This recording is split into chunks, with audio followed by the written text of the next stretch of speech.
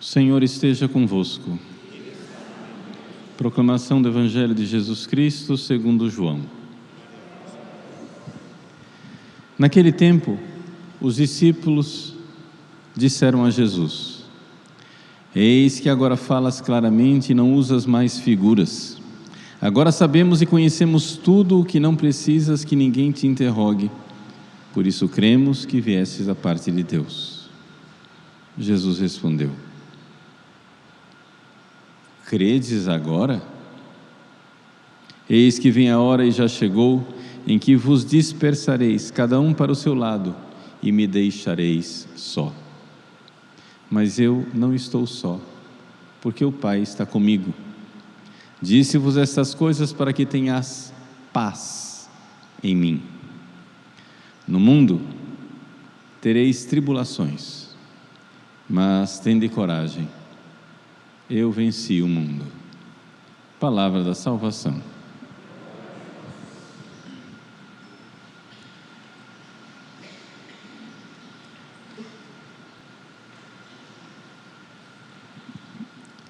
Meus queridos irmãos e irmãs, nós estamos na novena de Pentecostes e o Evangelho de hoje são as últimas palavras de Jesus no capítulo 16 de São João.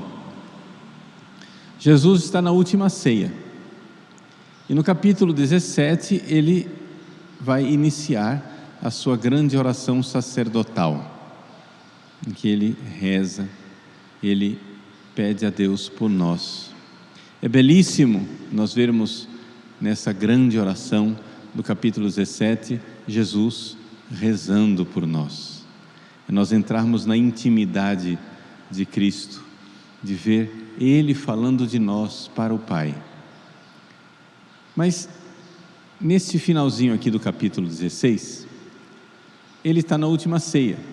A última ceia começou lá no capítulo 14, em que Jesus lavou os pés dos discípulos, previu a traição de Judas. Judas saiu do cenáculo, e então Jesus, com os seus 11 apóstolos que restaram, falou da videira e dos ramos.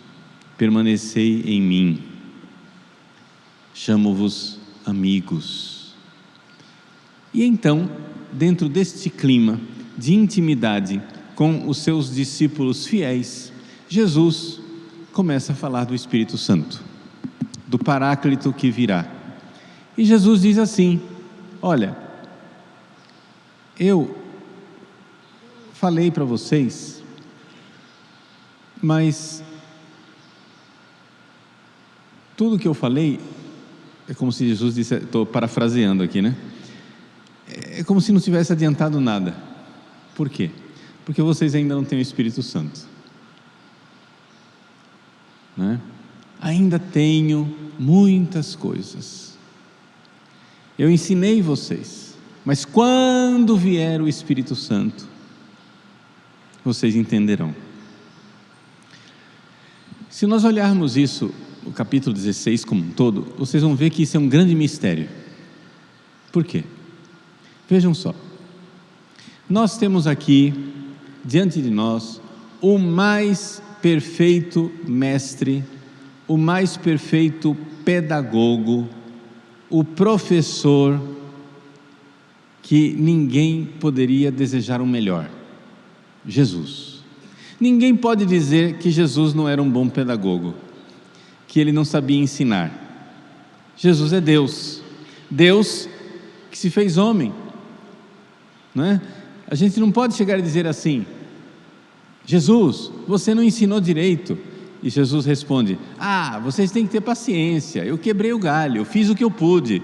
Não, não é possível. Jesus não fez isso. Jesus ensinou da forma mais perfeita, mais completa, mais maravilhosa que se poderia ensinar. E no entanto, depois de 3 anos na melhor escola, com o melhor mestre, os apóstolos ainda não são capazes de compreender. Eu ainda tenho muitas coisas para dizer para vocês, mas vocês não são capazes de compreender. O defeito não está no professor, o defeito está nos alunos. Existe alguma coisa que precisa mudar dentro de nós, para nós entendermos esse mestre, esse Senhor, esse professor, Jesus. Nós precisamos do Espírito Santo. O Espírito Santo é aquele que vem para realizar uma modificação dentro de nós. Ele é o Spiritus Creator, o Espírito Criador. Vinde Espírito Criador. Lá no início da criação, o livro do Gênesis diz assim: no princípio criou Deus o céu e a terra. E a terra estava vácua e vazia, e o Espírito de Deus pairava sobre as águas. O que quer dizer isso? Quer dizer que existe um caos, que o Espírito Santo precisa colocar em ordem. Se o Espírito de Deus não vier sobre esta terra vácua e vazia, sobre esse caos, as coisas não ficam ordenadas. Nós temos um caos dentro de nós. Nós precisamos do Espírito Santo. Deus quer nos ensinar. Os discípulos que estiveram com Jesus durante 3 anos, eles foram bem ensinados, mas mal aprendidos. E Jesus está aqui atestando que ele está perfeitamente consciente disso. O Evangelho de hoje é isso. Jesus disse, o Espírito Santo vai ter que vir, vocês não entenderam nada ainda, etc, etc. Mas os apóstolos, como todo aluno, desculpa o palavreado, né? Como todo aluno burro, o aluno burro é aquele que acha que sabe. Ele está convencido que ele sabe. O professor está querendo ensinar, já sei. E os alunos aqui dizem, agora sabemos que conheces tudo, agora nós cremos, agora sim, é verdade, pronto, não precisa de mais nada. Jesus, agora nós somos alunos nota 10, já cremos. Jesus olha para a cara deles e diz, credes agora? Se Jesus fosse cuiabano, ele diria, agora de onde? De jeito nenhum.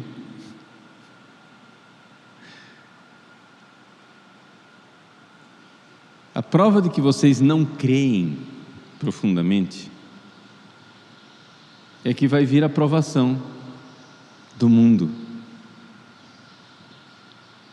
Eis que vem a hora, e já chegou, em que vos dispersareis, cada um para o seu lado, e me deixareis só.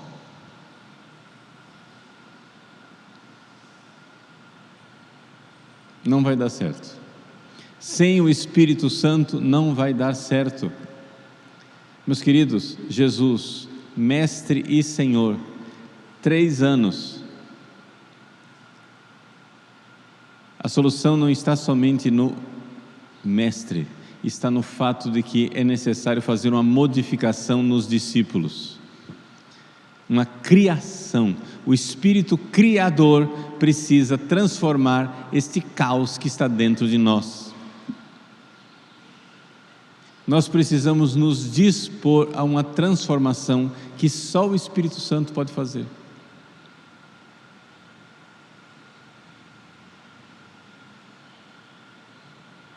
Não somos capazes de compreender Jesus. Disse-vos estas coisas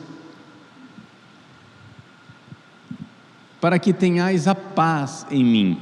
Porque quando os discípulos traírem Jesus, o que é que vai acontecer? Eles vão ficar com medo de Jesus. Jesus ressuscita, os apóstolos estão com medo. Por quê? Porque eles sabem que eles aprontaram, eles sabem que eles traíram Jesus. Ou seja, Jesus morreu na cruz, os apóstolos deram no pé, de repente Jesus ressuscita e aparece. Os apóstolos dizem: português errado, se lasquemo.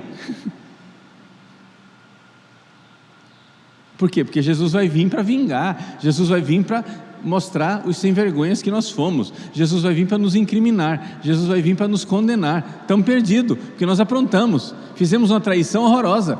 Ele nos amou e nós o traímos. Ele fez tudo por nós, e na hora do vamos ver, nós traímos. Quando Jesus entra no cenáculo ressuscitado, a primeira coisa que ele diz é: a paz esteja convosco.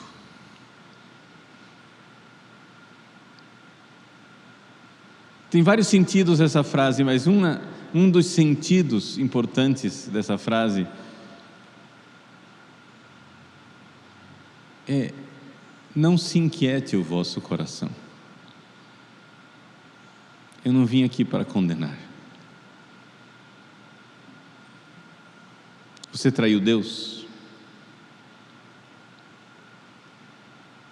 Quanta gente chega e diz assim, no confessionário a gente às vezes experimenta isso: Padre, eu não mereço perdão, porque essas pessoas que fazem pecados, elas não sabem das coisas, mas eu sabia perfeitamente, eu sabia de tudo, Padre, e no entanto eu traí Jesus.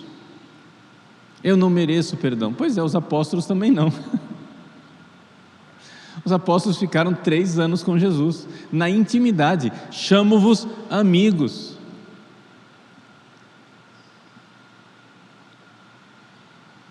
E no entanto, Jesus, traído pelos amigos, diz: a paz.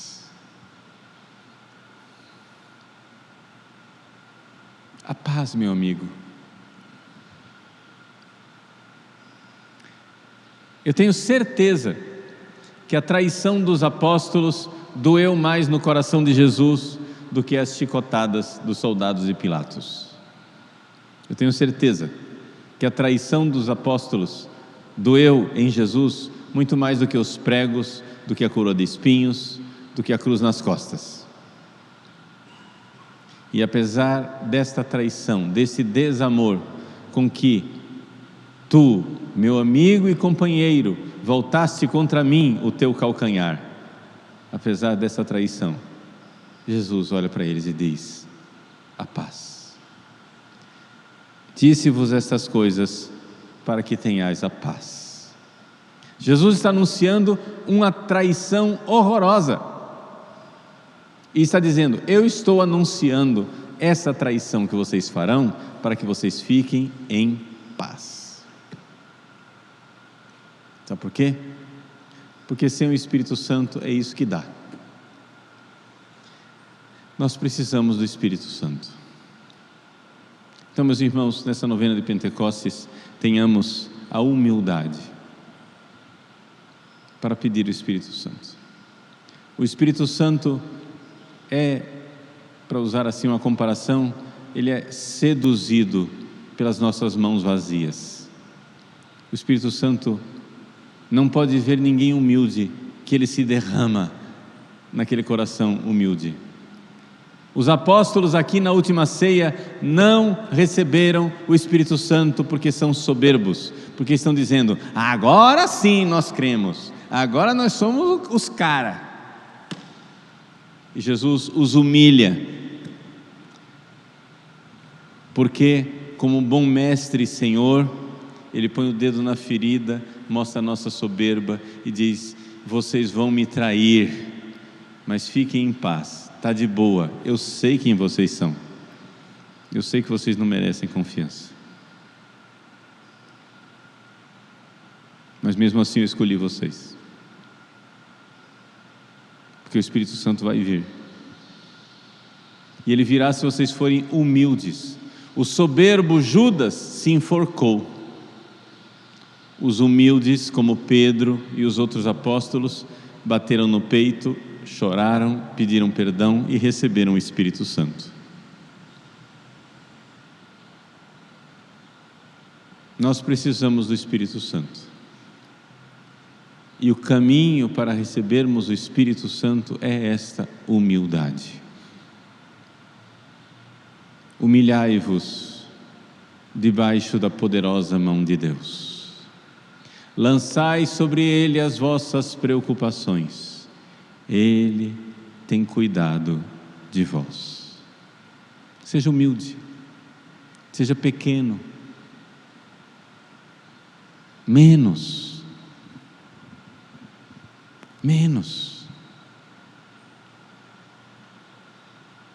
Amanhã é dia 31 de maio e, além de ser visitação do Senhor, se celebra o aniversário de um fenômeno extraordinário de Pentecostes, que aconteceu com um santo chamado São Filipe Neri. Quando São Filipe Neri era leigo, tinha 29 anos de idade, nas catacumbas de São Sebastião, um dia, vigília de Pentecostes, 31 de maio, ele rezando, ele viu uma bola de fogo,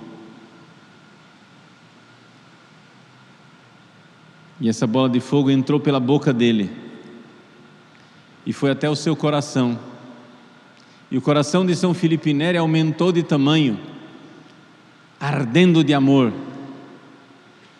E a prova de que ele aumentou de tamanho é que quebrou 2 costelas.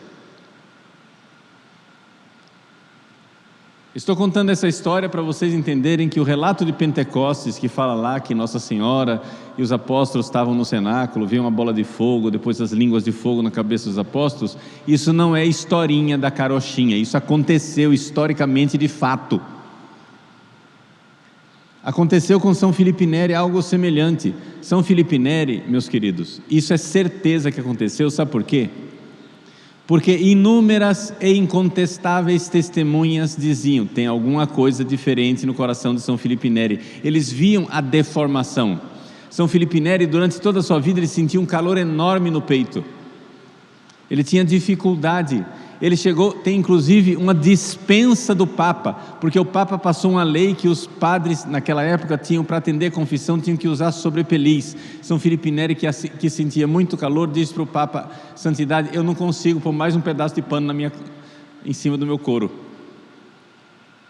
Tanto que São Filipe Neri modificou as casulas, ele mandou cortar os lados, porque ele sentia muito calor. A origem dessa casula romana que tem, que é menorzinha, né? A avó da casula romana foi São Filipe Neri quem inventou, porque ele sentia muito calor, então ele mandou abrir aqui no peito e abrir dos lados, porque ele sentia um calor enorme por causa daquele seu coração dilatado pelo milagre de Pentecostes. As pessoas, quando sentavam no banco com ele, sentiam o banco tremer do coração dele batendo. Muitos penitentes que tinham acessos de ira, tentações contra a castidade, iam se confessar com São Filipe Neri. Ele pegava a cabeça da pessoa, colocava no coração, a pessoa passava meses sem tentação, tocadas pelo Espírito Santo, coração em chamas de São Filipe Neri. E quando São Filipe Neri morreu, um dos cirurgiões de Roma, renomado médico, fez autópsia do corpo dele e constatou que de fato 2 costelas haviam quebrado para ceder espaço para o coração dele. Nós estamos falando de um fenômeno histórico, físico, verdadeiro, aconteceu. O Espírito Santo veio em bola de fogo e entrou na boca de São Filipe Neri e o coração dele explodiu de amor. Esse é o Espírito Criador. Ele não precisa fazer isso com você fisicamente, mas ele faz isso fisicamente em algumas ocasiões para você entender que é real, não é conversinha. Ele quer fazer você de novo. O Espírito Santo quer recriar você. Quem que você é? Você que vem à igreja, não estou falando com profanos, eu estou falando com os apóstolos reunidos em cenáculo com Jesus na intimidade da última ceia. Eu estou falando com você que está aqui em estado de graça, pronto para comungar na missa hoje. Quem é você? Você é um traidor covarde, sem vergonha, que não entende nada de Jesus. É isso que você é, se você não tiver o Espírito Santo que transforma o seu coração. Se você não pedir humildemente. São Filipe Neri recebeu o Espírito Santo no dia 31 de maio, com aquele milagre. Por quê? Porque ele era humilde. Se tinha uma das coisas que São Filipe Neri ensinava aos seus filhos, era isso. Ele repetia e repetia incessantemente para os seus filhos: figliuoli, siate bassi, siate umili. Meus filhinhos, sejam pequenos, sejam humildes. Ele ensinava a humildade. E ele vivia a humildade.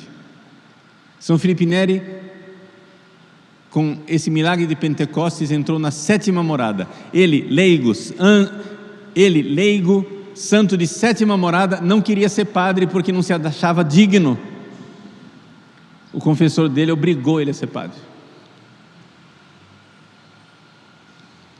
Ele foi ordenado padre, mas queria ser humilde. Acontece que ele um dia fazia milagres, ressuscitava os mortos, multiplicava a comida, curava doentes, e com essa fama de santo milagreiro, ele ficou preocupado que aquilo afetasse a sua humildade. O que ele fazia? Se comportava feito doido. Um dia veio visitar um grande sábio. Tem um santo lá em Roma, eu vou lá visitar o santo. São Filipe Neri pôs a batina pelo avesso e saiu para receber a visita, com a batina pelo avesso. Ele saía pela cidade com a batina aberta por causa do calor, colocava uma pele de animal em cima dele e tamancos. Imagina ele vestido de animal com um tamanco branco. O padre, o santo. Um dia ele fez uma grande pregação, que o povo ficou extasiado diante da sabedoria daquela pregação. Ele, quando desceu do púlpito, para que ninguém achasse que ele era santo, desceu cambaleando como se estivesse bêbado. Fazia piadas, não se levava a sério, mas levava Deus a sério. Humildade. O Espírito Santo desceu em bola de fogo e entrou na boca de São Filipe Neri e aumentou o seu coração, porque ele viu no coração de Filipe Neri um abismo de humildade. Um abismo de humildade. Meus filhinhos, sejam pequenos, sejam humildes. O Espírito Santo não resiste quando ele vê um coração humilde. Por isso, o Espírito Santo veio sobre Nossa Senhora no primeiro Pentecostes, que foi a Anunciação, 25 de março. O anjo do Senhor anunciou a Maria e ela concebeu do Espírito Santo. Esse foi o primeiro Pentecostes. No cenáculo, os 12 apóstolos pedem o Espírito Santo, mas no meio deles tem uma pessoa que já tem o Espírito Santo, é Maria. E por que ela recebeu o Espírito Santo? O Senhor olhou para a humildade de sua serva. Respexit humilitatem ancille sue. Meus queridos, é Pentecostes. Sejam pequenos, sejam humildes, confiantes, pequeninos, peçam o Espírito Santo. Não se ergam na soberba de saber coisas. Não se ergam porque, eu estudei com Jesus, teologia. Os apóstolos, durante 3 anos, tive um grande mestre, o maior de todos os mestres, Jesus, eu sei. Jesus olha para você e diz: sabe nada, soberbo e arrogante. Vocês vão me trair já já para mostrar que vocês não prestam. Sabe por quê? Porque vocês não são humildes e não receberam o Espírito Santo. Os apóstolos sofrem uma grande humilhação, mas eu digo isso para que vocês tenham a paz. Quando vocês forem humilhados, veja o que Jesus está dizendo. Eu estou dizendo isso para que vocês tenham a paz. Quando vocês forem humilhados, não se desesperem. é sinal de que o Espírito Santo está próximo. Ele está vindo. Ele olhou para a humildade de sua serva.